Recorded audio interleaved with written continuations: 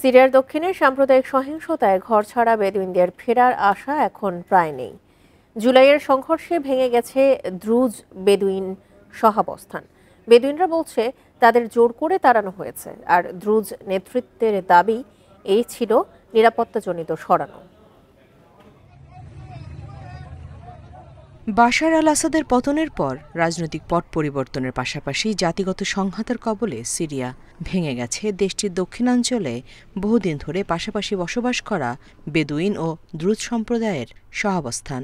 সুয়েদা প্রদেশে ছড়িয়ে পড়া সাম্প্রতিক সহিংসতায় বাস্তুচ্যুত কয়েক হাজার মানুষ। আমরা তাদের সঙ্গে থাকতাম, সামান্যতম ঝামেলাও ছিল না। আমরা একসঙ্গে থাকতাম, একই বেকারি থেকে রুটি কিনেছি, এই দোকান থেকে পানি কিনেছি। জুলাইয়ে সুন্নি অধ্যুষিত সিরিয়ায় সাম্প্রতিক সহিংসতা ছড়িয়ে পড়ে দ্রুজ প্রধান সুয়েদায়। বাশার আল আসাদের পতনের পর এটি ছিল দেশের অন্যতম ভয়াবহ রক্তপাত। শত শত পরিবারের মতো বাস্তুচ্যুত হন ফয়সাল। জানান, পাহারাদাররা সরে গেলে আটকে রাখা মানুষরা পালানোর চেষ্টা করে।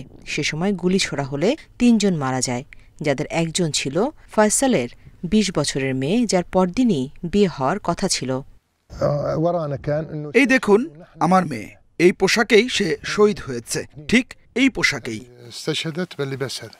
উভয় সম্প্রদায়ের সদস্যরা বলছেন তাদের ঘরবাড়ি পোড়ানো হয়েছে, লুট করা হয়েছে বা দখল করা হয়েছে।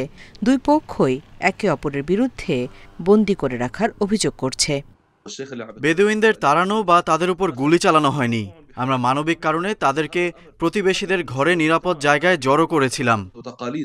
দ্রুজ কমান্ডার মাঘুসের দাবি, বেদুইন যোদ্ধারা ইসলামপন্থী সরকার ও চরমপন্থী গোষ্ঠীগুলোর সাথে মিলে সুয়েদায় দ্রুজ জাতি নির্মূলে কাজ করছে।